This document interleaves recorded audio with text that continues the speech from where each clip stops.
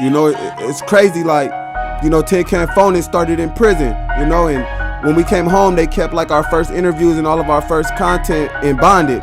We had to start over, you know what I'm saying? We lost Armon and we lost Joe, but we gained Blue. Tin Can Phone. Did that time and I bounced back. Had us in the beanies, now snap back. Boys in blue trying to snap back. Trying to make sure that my guys never go back. Ain't worried about the instance in the Snapchats. I'm worried about the homies on drugs close to relapse. It's messed up when you know the dealer and the buyer.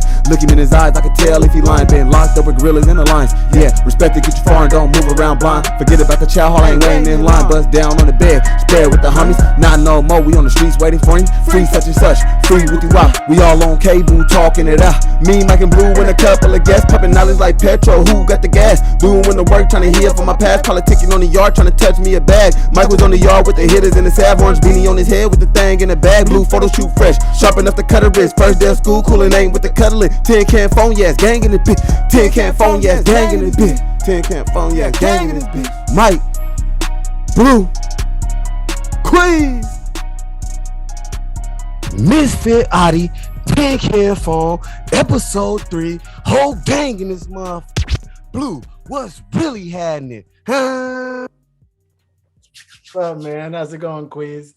Oh man, I'm just glad to be here. I always love that intro. And hey, Mike, how you doing, bud?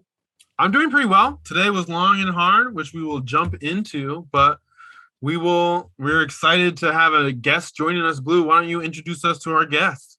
Sure, man. This guy, we're going to be talking a little bit about like working for yourself, but this man is doing it. And I used to sit next to him, coloring with colored pencils, painting with paints, sitting next to my dude, Kirk, who's an amazing artist. He's a muralist. He's a musician. He's just a super interesting guy. He's the kind that can just bring what's in his mind out and just put it on paper or canvas or walls and just express himself in an amazing way. And he's my dude. So I'm so glad to have Kirk here and joining us to talk about this sort of phenomenon within sort of the post-incarceral context of like trying to find your way and knowing that maybe doing it for yourself is the best way to do it. So Kirk, how you doing? Great. And thank you so much for having me. Yeah. I want to, I think we've been doing this but we're doing this. This is what we do. In our show script here, we have, in this episode, the host will discuss the ever elusive American dream of being one's own boss. For men with a post-carceral life, this may be a form of salvation for many reasons, including avoidance of persecution in the workplace, freedom and access to a work environment that supports who they are now, or some as simple as being able to survive using a skill one has but is unable to be employed elsewhere doing. Working for yourself. And Kirk, I know through our various conversations that you're endeavoring to push your creative self into the world in the way that you wish the world both could see you, but also ways in which there's need for. How's that going for you? It's great. I think that I love being here with you guys because you guys are in my area and can appreciate, I guess, what I'm trying to do. And I've got different components working at the same time. So I'm not very good at the business end of what I'm doing, but I created this program called Art Inside Out, and I just got off the phone with a guy today who I created while I was incarcerated, and then they implemented it while I was there. So just make sure you tell us what it is. Like I was thinking about, we've been talking about having you on the show since we started the show, and now you're here. And so we've talked about this many times, but I don't know that Queaz knows. Queaz, do you know what Art Inside Out is? Yeah, I should explain it, what it is and stuff. I've been following your work, Kirk. How you doing? It's Thank you. Adi. It's the Misfit. Right. I've been following your work through Blue Gallery, but I've never had a real explain it for us. understanding of what it is. Yeah. Okay. Yeah, thanks, Hold Chris. on. Matter of Yeah, fact, this is Tin Can Phone. This is Misfit Adi. Kirk, first we would like to know, you said you created this program inside, right? Yes, sir. So first, I think it's important that you bring an understanding to our listeners of how this even came about, with the idea, and then finding the tools to and resources from inside to create this entity that it is.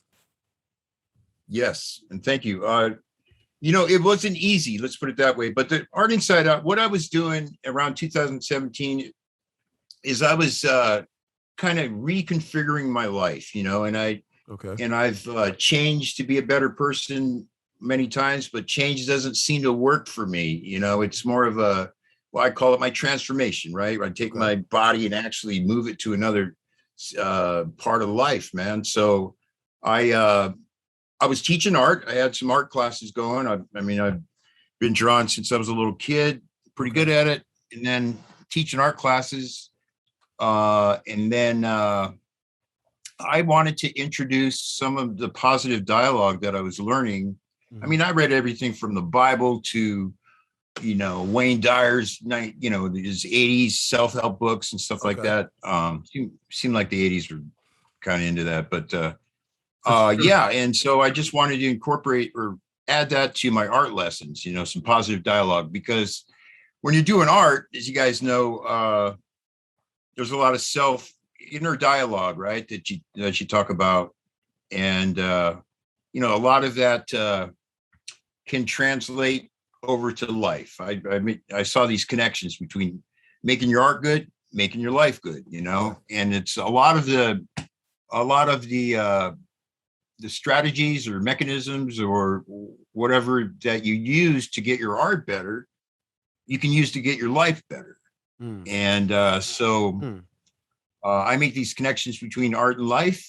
I use the word sufficiency is one of my connections between art and life. And if you think about it, sufficiency is the way to be for me, because I used to strive for perfection, when I was doing art. And then when I teach art, a lot of people expect to do this wonderful painting in their first try. And it's kind of a fantasy, really, is what it is. So, So I always tell them, not to be too hard on yourself. And another category you don't want to be in is lack of effort. You say you want to be an artist, but you're not putting any work in, that kind of thing. So the area of sufficiency is the area you should be in when you're learning art, because that's when you're making progress, you're easy on yourself, you get these aha moments, and you're going to get better and that sort of thing. And so isn't that how life is what I do with those connections, right? Instead of perfection and expecting all these things that are going to make you happy, that's not a good category to be in. Neither is lack of effort, where you're not trying, you're not chasing your dream like I'm trying to do and stuff. So the area to be in life is sufficiency. That's when you're doing good. So yes, sir.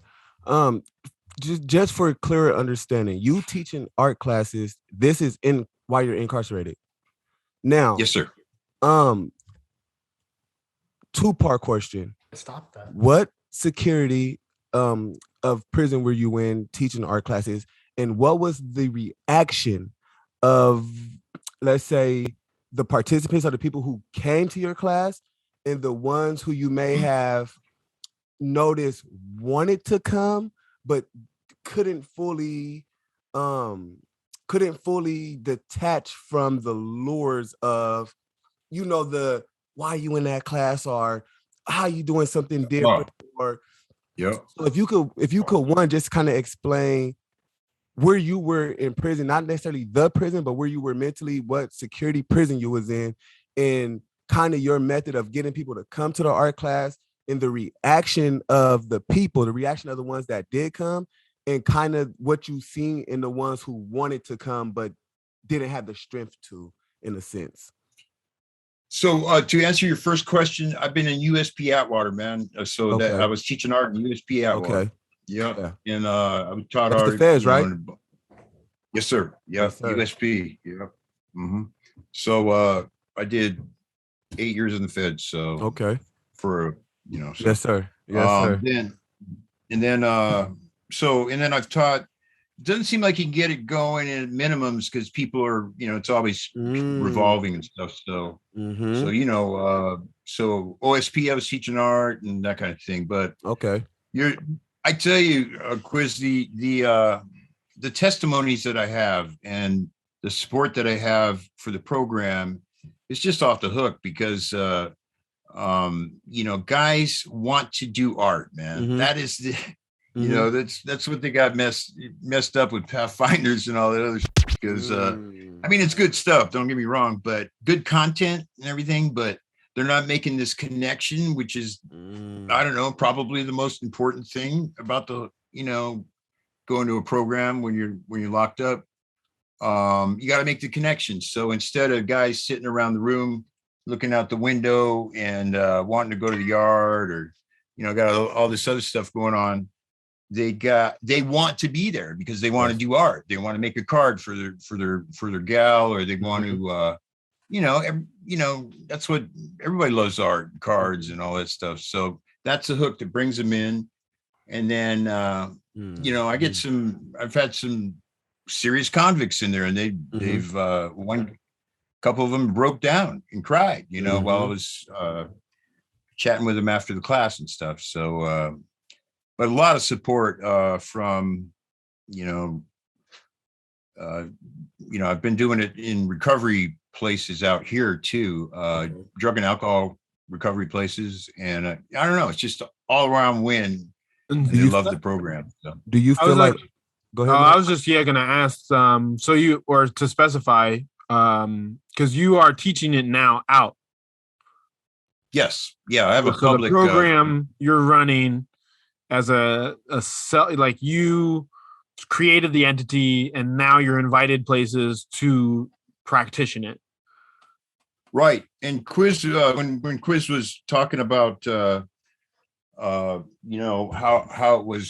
I got it going at EOCI, it just started as a thought and I was making a lot of notes. I'm always writing in those little, those little books and stuff. So, yeah, exactly. Yeah. With the wide lines on it, so, so I started with telling a counselor, hey, I want to introduce some positive dialogue.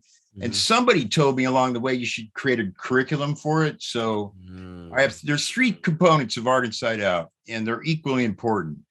The first thing, we do art. We have art lessons. We have fun art exercises. Well, I'll ask them to draw the speed of sound, right?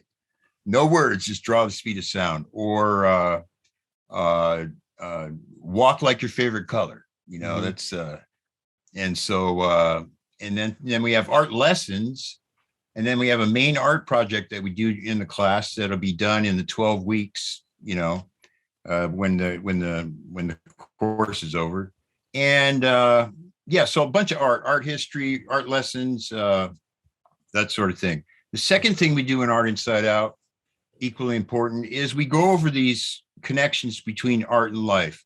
I know that because I love art and I know how, I feel like I know how it works, that there's some parallels and some connections between making your life better and making your art better. And you're always trying to make your art better. So I just got to thinking I should always try to make my life better. So the word sufficiency, and then I just have a lot of things like problem solving. You're always solving things in a painting, and you can solve things in life type of thing. So, and then the third thing we do is we have a positive dialogue about these words that we know the definitions of, but we don't talk about them all the time, ever hardly. So, but those words are forgiveness, kindness, honesty, trust,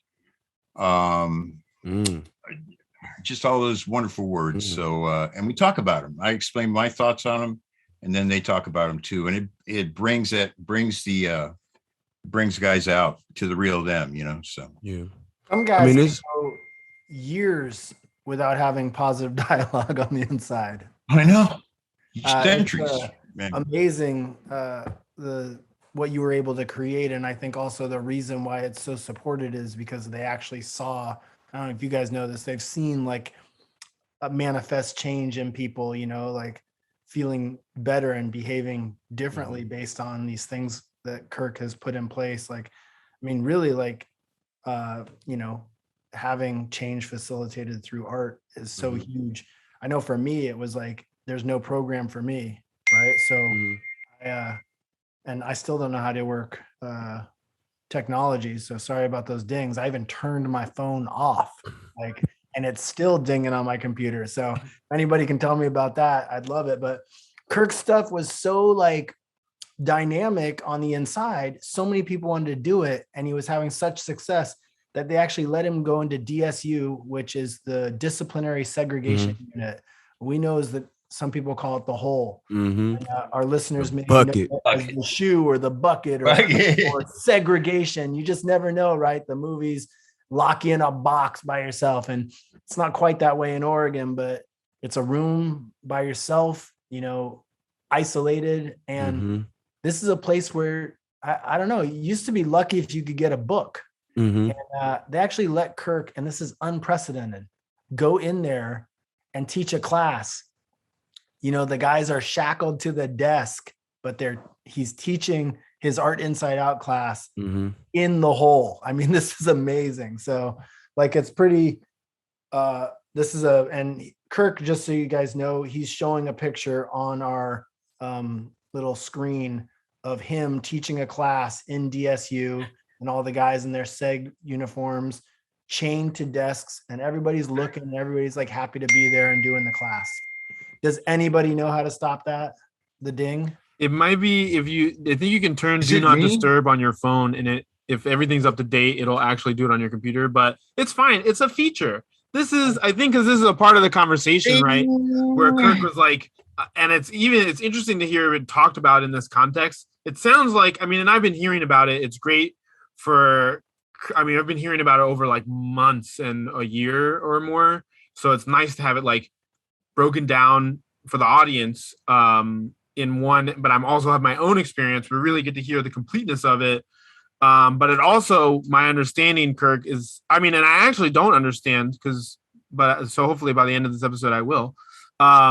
You said, and I heard you say this, and I know this, you say you struggle with the business part of your business. But I'm also, so you say that you are teaching it on the outside, like full-time, part-time. Are you looking for more? Are you just, I'm just curious how that part of it is functioning. Yes. I'm always looking for more. I was thinking today, I was talking to my Mary, my roommate, beautiful gal and good friend. And so, I think I know how to get more, but I just haven't done it yet. And I don't know why. So, what were you saying about, as far as, I forgot what I was going to say, but, I'm the always business side of it. Yeah, the business side is man, people that create, I think not everybody, but how they say that they split it up, like, it's 60% creating and then 40% business, or the other way around, or something like that. I think, for me, I would just want to create and then have somebody else handle the business, and pay more for them to do it or something, because I don't know what I'm doing. I'm doing, so. Where are you teaching it now? You've mentioned it because you mentioned that you're like have a job. So in conversation with working for yourself, and I know that there's ways in which each of us are also exploring that, which I want to bring that in conversation with Kirk. But yeah, I'm just curious what that landscape looks like more conversationally. You've been giving us like the the song and dance and the kitchen sink version. You're like, well, we got the acronym and but like, well, let's get conversational. Like, what is it like to be you? And the ways in which you struggle with that, or feel like you're aspiring towards success.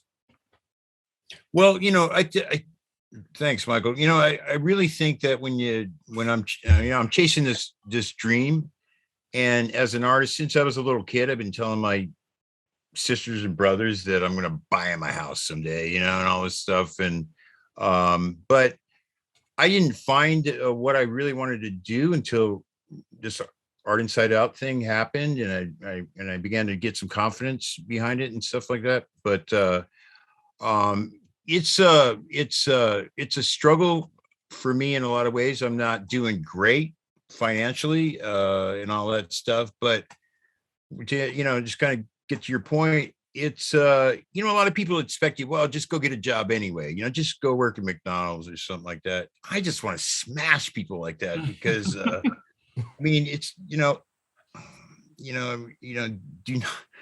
not tell me that, man, because I'm chasing a dream, and you had a dream, you gave up on it, and you're working at Freightliner. You're making good money, but that's where money doesn't buy happiness for me, for sure. So, but I'm always wanting to create and let somebody else handle I missed an important call the other day from New York, and it was on Eastern Standard Time, and I'm out here in the West. So yeah, just down to little things like that I can't seem to figure out. Sure. I mean, it's funny, like even Blue is computers dinging, you know what I mean? You're about to say something, Blue. I'm supposed to ding. Yeah.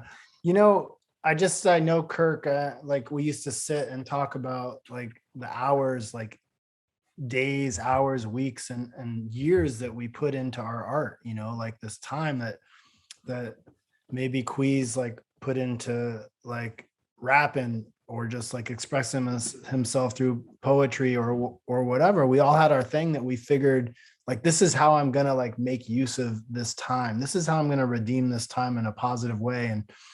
And Kirk and I used to just talk about like, God, wouldn't it be cool if we could make a living at this? And what would that look like? How would we do that?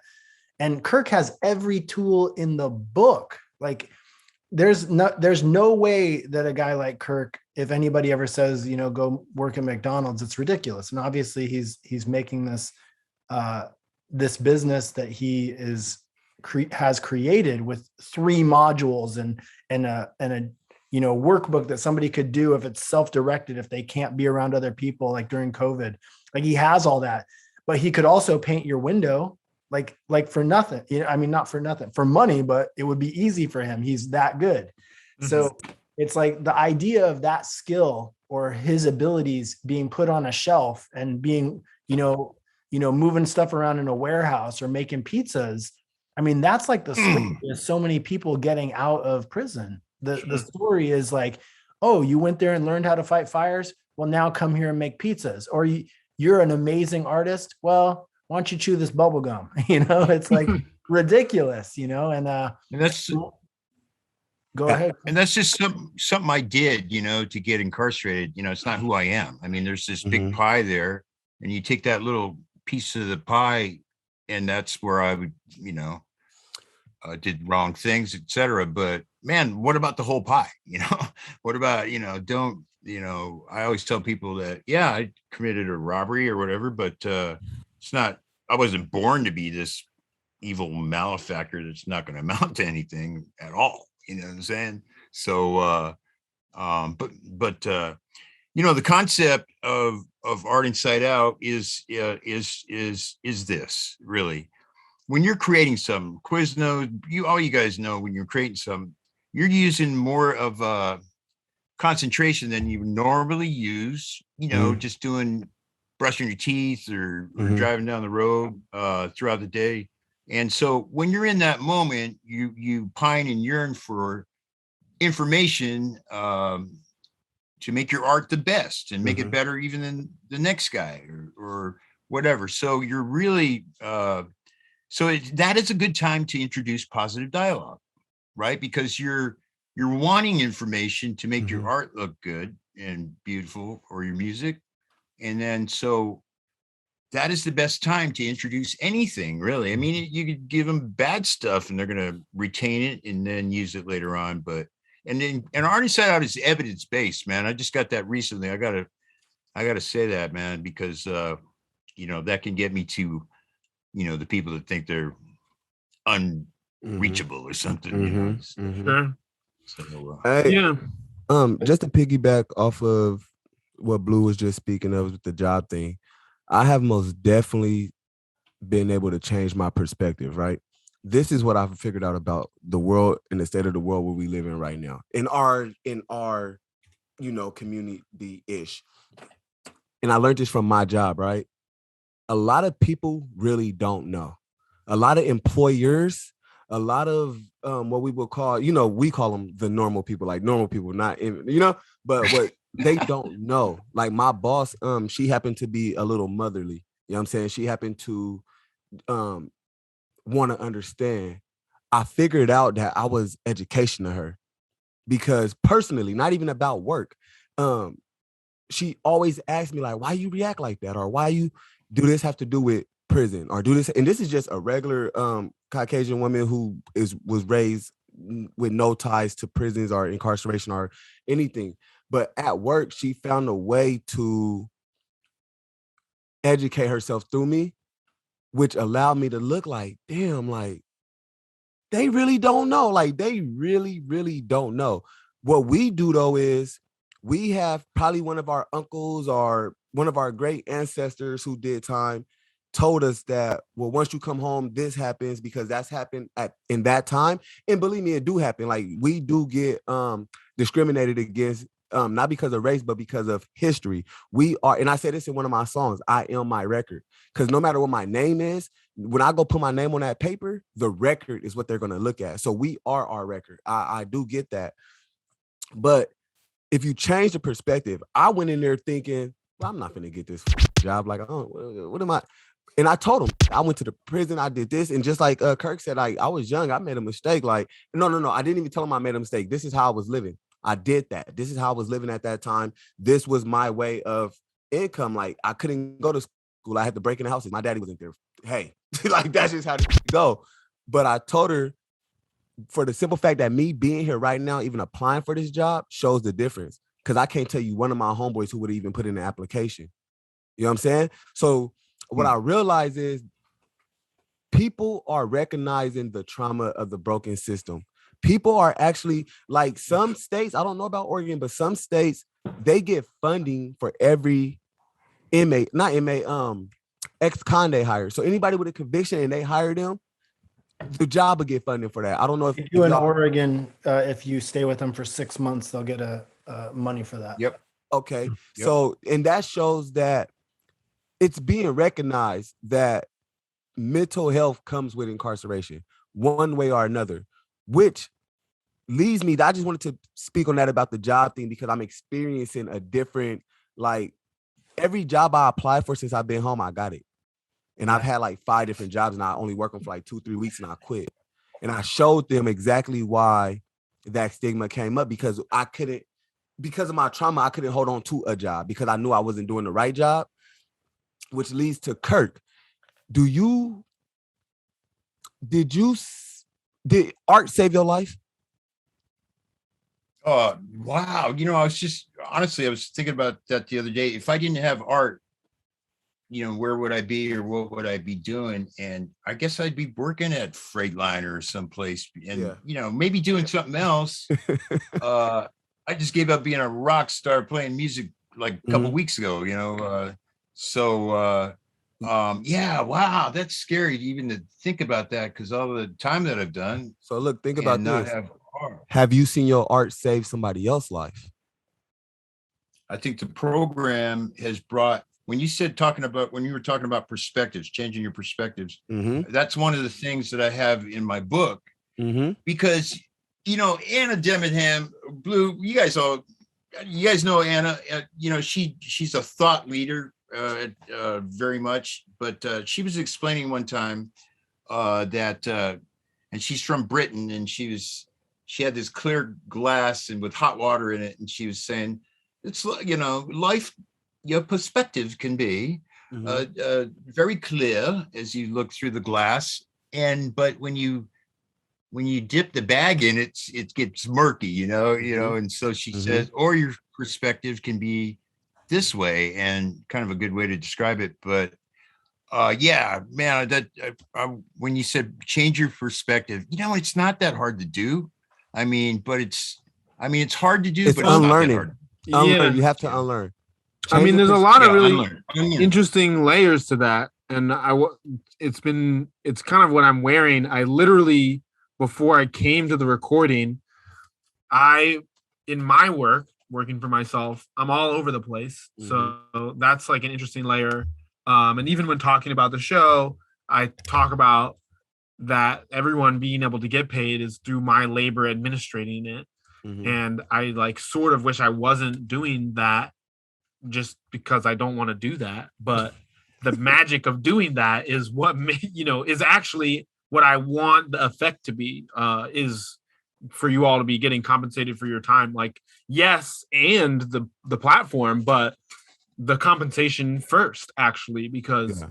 the topic that we're talking about is the struggle that I'm already trying to pertain to. It happens to be a creative project, but I'm working towards the struggle that we're discussing as a group. And so there's that. But one of the other things, I like ran into this community center. It's like a community school, which is the place where I want to put those portraits blue that we have. And I kind of got called in. They were like, "Oh, we're going to try you out." I'm like, "We'll pay you," or whatever. It was very confusing, but I'm interested in working with them. They were talking about fugitive pedagogy, which is like, you're in a situation where you've been oppressed and chastised, and now they're like, learn.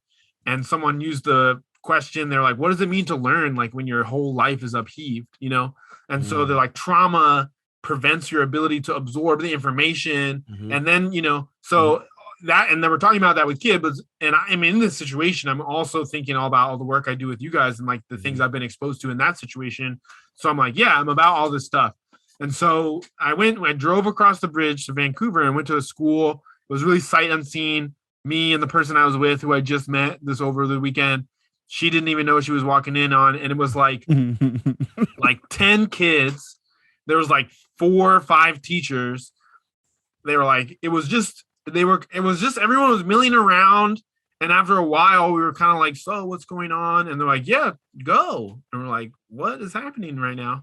And so it was interesting because like I was almost on a job interview, sort of, Yeah. because I was like, I have no idea. This woman has a contract, all this stuff. She's working for herself. So anyway, long story short, I kind of was like power bottom facilitating, where I was like, so why doesn't everyone introduce themselves? And like through this process, we found out that they're like totally don't want to be there, which was obvious, but like they were like hyper nonverbal, like very like no engagement. And so like we did a pass thing where you pass the thing to say the name, and people were just like passing it without saying their name. They were just like not doing it. And so it's interesting too, thinking about Kirk's premise of like, this is proven, like the person who's like, no, I will not do this. And it was interesting too, because we were in the room because this system was kind of like, these guys will solve it. And one of the reasons I brought that up is because that just happened. I like drove from Vancouver here to like record. But in this conversation, it's kind of fascinating because we're talking about the experience of guys inside. So not only did Kirk like forge a lot of this almost mystical perception of reality, where like if you feel like you're gone beyond return, you may be able to like return due to this. And he's struggling to like get it placed in action. Meanwhile, there's rooms full of people who like don't think there's any return. And so it's just there's like an interesting premise where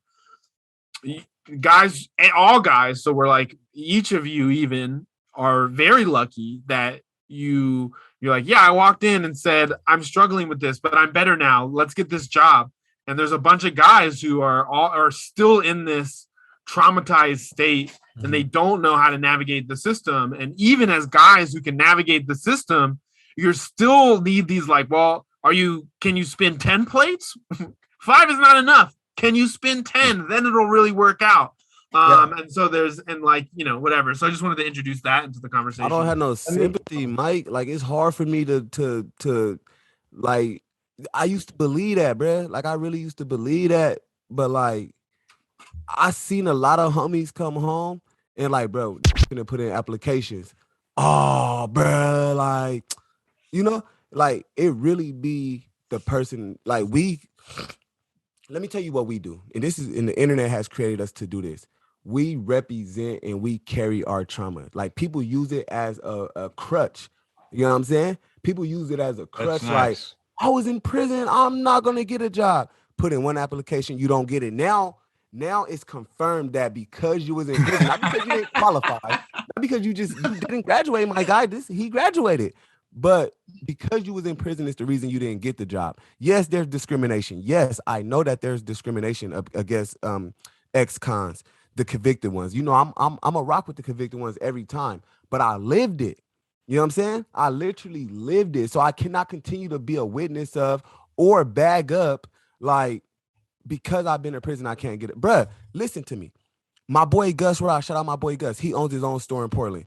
He was in prison with me. My boy St. Louis, he owns 2 businesses. He was in prison with me. These guys all came home, worked, saved their bag, and now they're business owners. You know what I'm saying? So for me to see not just 1 or 2, or like, I got like 5 homies that was Mike at Columbia River with us, right, that I could name, that has came home, and these are real gang member. Like, Mike, you know who I was dealing with in the pen. Yeah. You know what I'm saying? And these dudes are business owners now. So once you become a witness, I can't be like, yeah, bro, you went to the pen, so you ain't gonna get the job. No, what we do is we cripple ourselves. We cripple ourselves. We say, well, my uncle told me this, and my brother told me this. I put in one application and I didn't get the job. I ain't gonna never get a job, bro. Mike, what's this? I'm gonna go back to what I know best. That's the failure right there. What I'm going back to what I know best, that's the failure. That's our problem. The convicted ones, that's our problem. We have to lose that going back to what we know best mentality, because we come home with that. I'm gonna put the little job in, but bro, that don't work, bro. I'm going what I know best. You are already preparing to go back to what you know best, or you will. You already got one. Go ahead, Kirk. You already got one. I'm sorry. You already got 1 foot back in the door of the spot, and I think that. But hold on, real quick, Kirk. Hold on, real quick. I said that to say we get away with it, and Mike, it's people like you who believe in us, and people like Blue, and people that believe, because Blue, because you've been to the forgotten spot, but we have people who believe that we're putting our best efforts forward and we're getting rejected. And it's people like Mike who put their neck on the line. People like my wife who put her neck on the line, and me knowing I didn't get at my all. I probably forgot my social security on that application. I ain't never filled out an application before. So, but we have people who accept us because they know the trauma of being in prison. So when we come home and we make these little missteps and we like, oh, I was in prison, it's not gonna work, and people accept it, now that becomes our habit. You know what I'm saying? You got people like Kirk who did all that time in the feds and the state and came home, and so like, I agree that inside God created the formula and the particular formula. Blue, so he's a witness. I just want to jump in. We're witnesses. We're witnesses to that. So I can never agree with when you go to jail, you can't get it. I'm not letting my people slide with that. Y'all got to step it the up, bro. Like, I'm not letting y'all get away with that.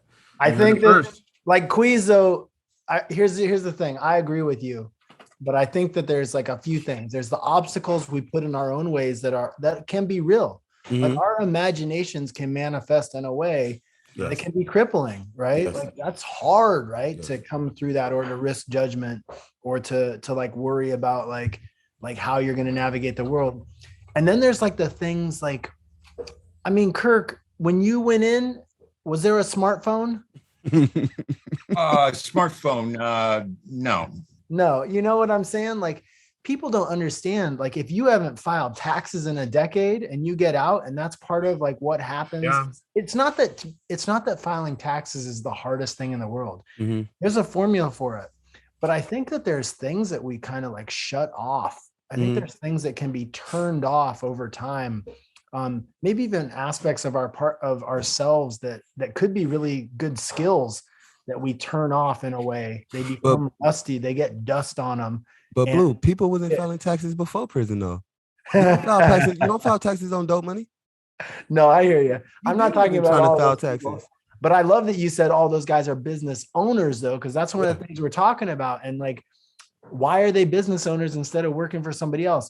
It's because there's a level of freedom and autonomy within that. There's knowing that at the end of the day, that, to use a nice little prison vernacular, that you're gonna be like, All that you good. stand on your own 2 feet, right? Like you are like responsible, and nobody's gonna like fire you. Like, and Yeah. you, like, if you put forward a good product and you do a good job, most of the time it's gonna work out, because there is, like you said, we're acknowledging that there's discrimination and that there is against people from a post-incarceral context. And we're also saying that, like in Portland, like Portland wants to welcome people back. Portland wants to like see you and like basically like take you in and hug you and be like, I got you. Like, I see you. Like, we know that the system's messed up. We know that, there's injustice. We know that there's struggle. And we know even if there wasn't, you paid a price, Hey man, they might know So- through 10 can phone, man. Hey, to the incarcerated, man, they hear you, man. Portland hear you, man. 10 can phone got you, man. Hey, right? yeah. No, I you know, I hear what you're saying, though, Blue.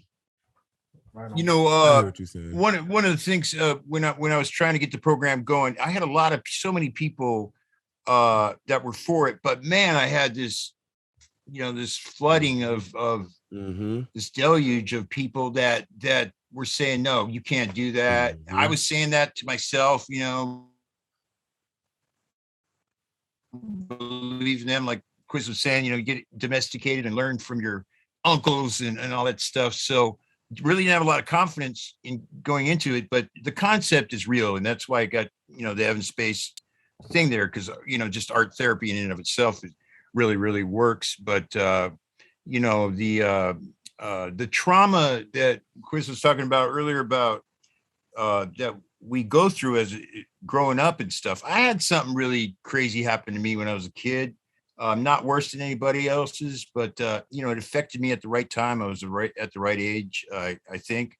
And that when you grow up in a toxic environment, I think it's funny sometimes people say, "Oh, don't you want to be like how you used to be, or give up on the dope and so you can get back to normal." What if normal was messed up, right? And so maybe you don't even want to do that. But that count, I just got a job at the county as a peer specialist. Actually, I can't believe it still, but the vet, the vetting process, when they examine you at the county, it's like, man, I'm under a microscope, man. I thought helicopters were flying by for a while, but you're right, man. You get to thinking that way, and then you won't even apply, right? So I took the step and just, I didn't think I was going to get it, like you're saying. And, but they want people with empirical knowledge, people been there, done that.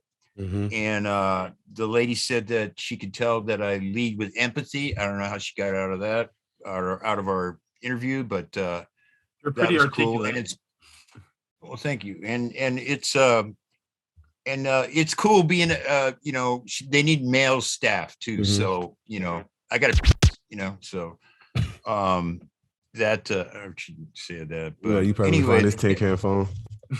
Hey, and he's got a position tin can phone language. I also wanted to say that the program has more people on the waiting list to get into it. Currently, I just spoke with Brian Clark, the CRM at Eastern Oregon Correctional Institute now, and he told me that the only 2 programs that are going on now that they're going to bring back and that people are want back is GOGI. I think it means getting out to getting in or something like that. It's a pretty cool program, kind of like Pathfinders. and art inside out, right? So he's going to make sure that those two function and do well. But I've had more people on my waiting list to get in my program than all the other programs combined. And I'm not bragging about it. I'm just saying it works, you know? Okay, bragging. It works. Man. It's okay. Hey, this the middle of the show. Beer. This the middle of the show. This is where we do Misfits Wise Words. Before we get into Misfits Wise Words, I want to say what they was doing, Kirk, was projecting their fears onto you. And this is what we have to be careful with. People will project their fears onto you. And that's why they told you wasn't going to be able to start that program.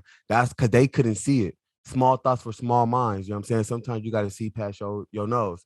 And sometimes when our friends say they're going to do something and we don't believe, we project like, oh man, I don't think he could do it. I don't know if he could do it. Hey, are you sure you can? Don't project your fears on me. I know I could do it. That's why I thought it. And if you could think it, you can achieve it. You know what I'm saying? So we have to be careful with people. And it's not on purpose. I'm just scared for you. I'm just scared. So I project the fears onto you. It's not me trying to ruin your, but just off of that, today I feel like it's only fitting for wise words.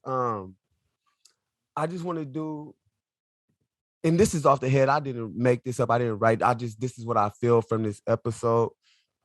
To unslave, we have to unslave ourselves. We put ourselves in these places and we become slaves to these things, these places, certain people, beliefs, brands. We have to unslave. We have to unlearn. In order to relearn, we have to unlearn. Me and Michael speak on this all the time, the snake analogy. We eat. We eat and suck in everything that we learn as kids. As we grow, we shed. We have to shed and leave things behind in order to grow, right? We have to unlearn. The ultimate key is unlearning.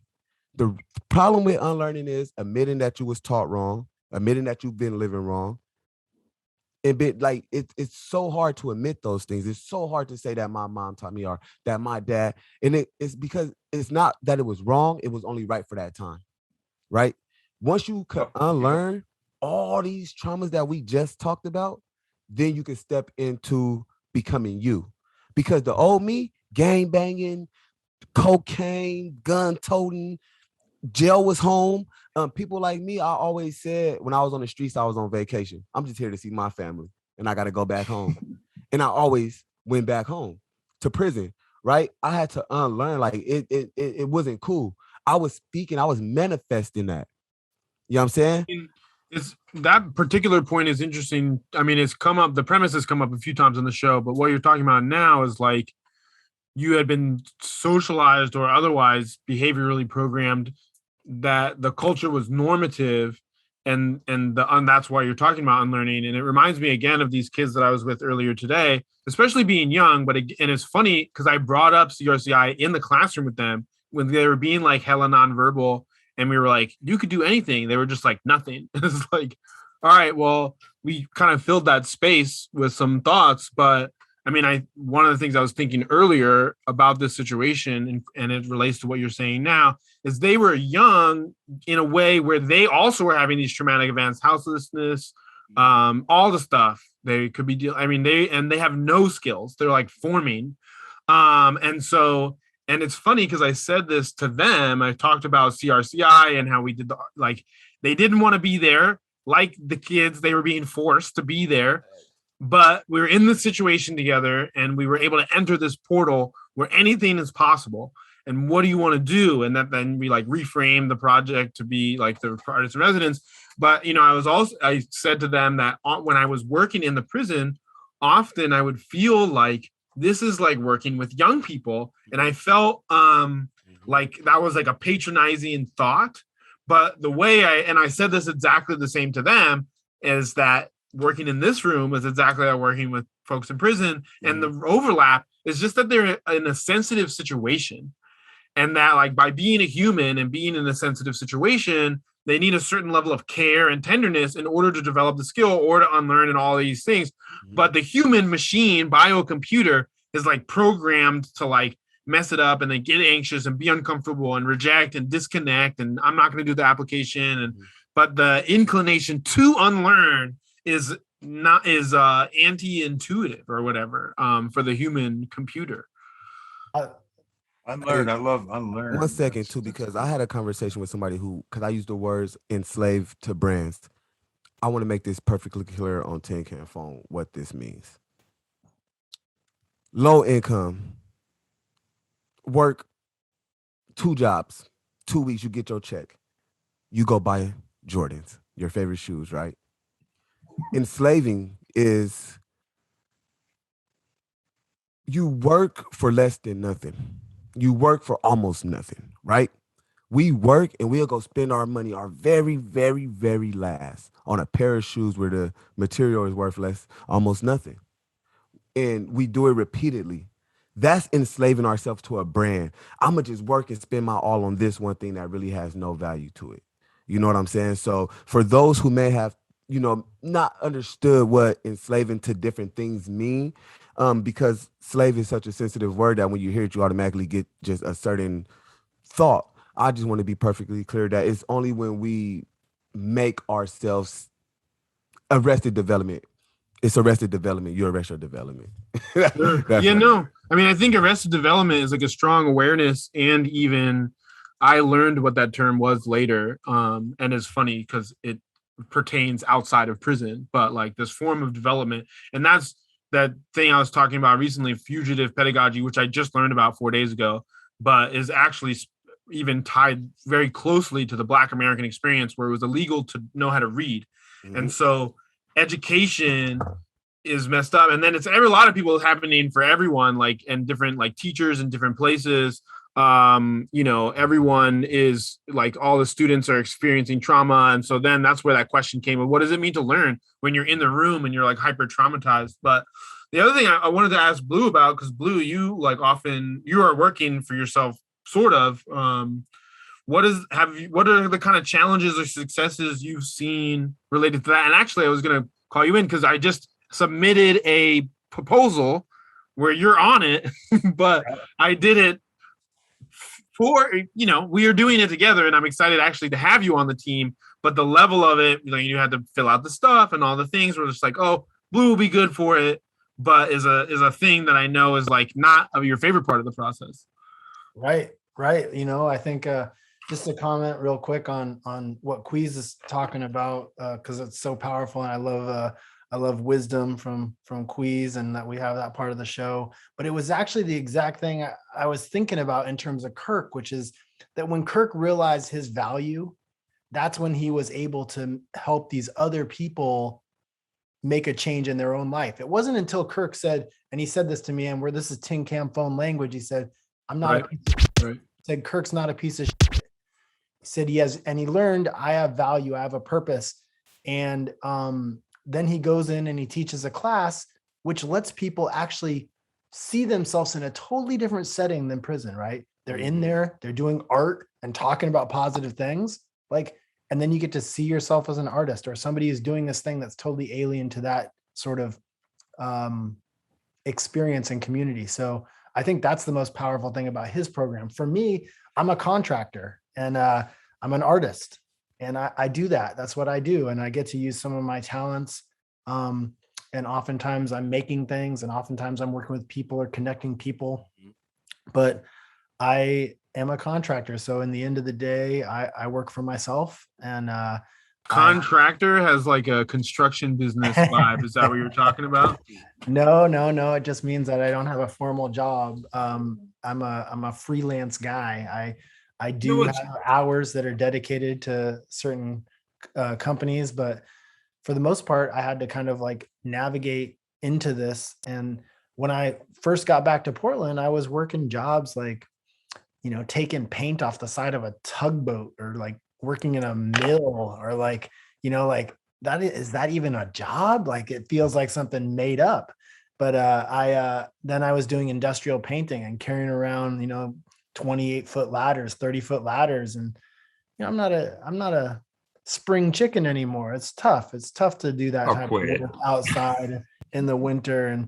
And people can do it, but it takes a toll. And I decided that I wanted to try to put the skill that I had put so many hours and so much energy into to work for me.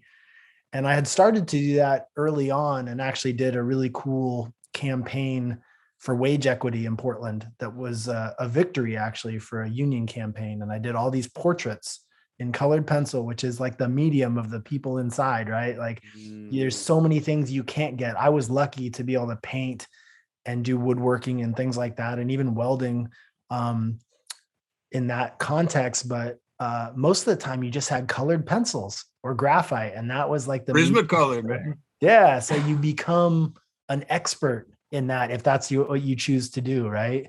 Now, some guys just draw the same thing over and over, but for me, it was like sometimes I'd be up at 8 a.m. and in bed at 11, you know, and doing art that whole time. And so yeah, for me, it's like finding my way, recognizing like that if I do work for myself, I don't have to like jump through other people's hoops. I don't have to sort of put myself at risk in that way. Are you doing art full time?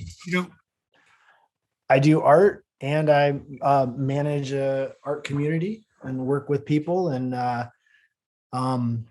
basically try to create space for other people to kind of follow whatever. Blue, you were incredible. Thanks, buddy. You're incredible, Blue. You know, we used to have these conversations, Blue and I. I remember a lot of them, but one of the cooler ones was, you know, we decided that we're going to do art every day, and when we're tired of doing art, we're going to do some more art. You know, and I can't say I didn't believe him. You know, I believed him, but he's definitely proven that over and over again, and it's really cool. You know, I belong to this Justice Arts Coalition thing, and it's pretty cool. And I really appreciate what Michael does because the reason why the program is going so well is it's coming from a person that has lived a life, right? I've been there, done that type of thing. It's why I got the job, really. So, you know, Michael's, you know, I don't know his criminal background or his history, that sort of thing, but it's people like you, Mike, that, man, you know, just don't get burned out, you know, because that is not true. Yeah. Huh? I said that is not true. I get burned out all the time. Okay. Yeah. Trying actively not to burn out. And I think it's interesting too. I was in this classroom and I said something like, I mentioned working in a program, and then later it's like I was in prison, because I just say that like because I was in prison with you, you know, I was like inside of the prison, and then one of them was like, "You were in prison," and I was like, "Well, you know," I said I actually love never specifying. I often talk about it with other adults, and I was like, "Yeah, I was in prison and we did this," and I just like don't try to make it more clear. But it is interesting. I do get burnt out. And I think even this room of kids, it's like it's all wrapped in, right? And I was on the phone with a friend driving from Vancouver to Portland to get here in time. And they were like, "Oh, I hope I'm not burdening you." I'm like, "No, it's cool. Like, it's like warming up for the show or whatever." But also is like that I was working when I was in the room with the kids, and I'm technically working now. And in both, I'm kind of choosing to be in that place. And it's interesting because the person who invited me to be there is willing to pay me to be there. And so I can spend time earning money being there. And it's for an earnest reason. Like I think those kids, I mean, there's like a bunch of adults in there. So it's not like me being there or not being there is like going to make or break it. However, it is interesting, like starting to be there, like that I noticed in the room, I learned that it was like their second day ever meeting each other, and like the whole program and the shape of it was weird when we walked in. It was like not a lot of structure. And they are needing that in a way. They also have like structure has failed them and they are rejecting structure. But now the same way they are inside out exists is it needs a pathway for them. And so kind of the question being posed to me is like, "Hey, do you want to build this pathway?" And I'm interested. However, like just driving over the bridge into Vancouver was like this interesting thing. It's like, well, I already have a few communities I'm working in. Do I want a whole new community and a whole new room of people to be depending on me when I already owe a bunch of communities and rooms my capacity? And so even though this is for money and it's like up my alley, I'm still ruminating. Again, it's fresh, but I think we all are faced with these positions of needing to like navigate. And I think I don't know for you guys' sake, but I was thinking about, as a host of the show and thinking about this concept, like I work for myself, and again on the phone with my friend coming here, and I was like, I don't love administrating the show because I love administration, but in developing relationships with you guys and learning both that the platform has value to this community, and that also a paycheck has value to people who are working within a context where they don't always have agency over where they can work or be working or be getting income from. So I I'm sacrificing, and I think everyone does administration and everyone's doing their taxes. So I'm not like trying to escape that entirely, but I think I am not also dissimilar from Kirk, where I wish someone was just administrating this for me and I got to be doing the creative parts of it more regularly. But in any case, we're at the point where folks might want to contribute their final thoughts before we dial it in. Kirk, you want to go first? Has this aroused anything for you? Is there any last thoughts you'd like to give to our audience? Absolutely. Art really goes into two different areas, right? In my sense, and I think I read this, I want to give credit to, but it goes into the area of aesthetics, and it goes into the area of what they call utilitarian, right? The usefulness of art. And that's where people make signs and create things to bring people in, and it's useful, right? And then there's the aesthetics where it looks good, it makes things look beautiful and that kind of thing. And I see a group here tonight that works in both areas, and so my art inside out is my usefulness part of art. And then I love doing a mural and doing portraits and stuff like that too. Developing my own style, because the best compliment an artist can get really is somebody that recognizes your style, I think, besides a nice little paycheck. But but this group that I belong to is really a bunch of people that haven't been incarcerated. And like Queaz was talking about earlier, you got to have somebody, not a suit and tie, come into prison, and tell you or suggest things to you. It's got to be somebody that's been there and done that, for sure. Because, I struggle with living in fear, to be honest with you.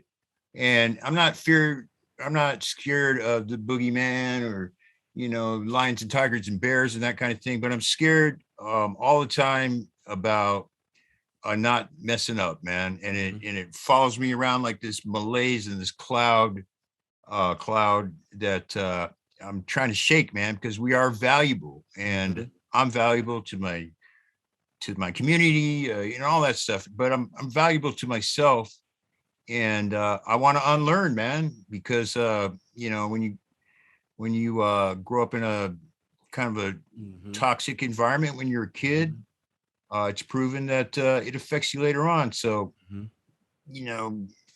I'm not going to use that as an excuse, but it's a fact, man, that, some things happen to all of us, and we're all important. When Blue was talking about that, I'm not a piece of crap. In my class, what I was doing is I would talk kind of softly, and I'd say, you guys got to consider not doing this anymore. And because you're important, and you got to quit feeling like a piece of shit. And then I slam my hand on the table, and these guys just kick back, and it hits them, man, because you're not a piece of crap. So I love it. Maybe Final I'll thought, Blue? Final thought. If you're an employer and you're looking at people who are coming to you that have been incarcerated, try to see the skills and the person sitting there, as opposed to a list of transgressions that they may have not done. And I think it's an opportunity to get somebody who may live their life to a higher standard, who may hold themselves to a higher standard because they know that it's important and they've been through stuff. And I think people have to do some catch up. Like, they might have to learn how to use a smartphone or the Google Cloud. I mean, some of those things are Google Docs. It's for you. And you got to figure it out. But even though there's those like learning curves, that doesn't negate the value of those people. So maybe think about that in terms of like a call to action. And I think Portland wants that. So it's just kind of like reiterating. Yeah. Wonderful. Hey, lose the I'm gonna go back to what I know best mentality. You will never be successful as long as you carry that. Kirk, thank you for being here on Tin Can Phone. It was a pleasure. It was an honor. I can't wait to work with you in the future. You forever family. Whenever you want to pop in, just let us know you here. Man, Tin Can Phone from the inside out. It ain't gonna get no realer than this. We stripping the blues, stripping the colors. We do it for the ones on the inside. This your boy, Misfit Adi. This is Tin Can Phone. This is the motherfucking gang.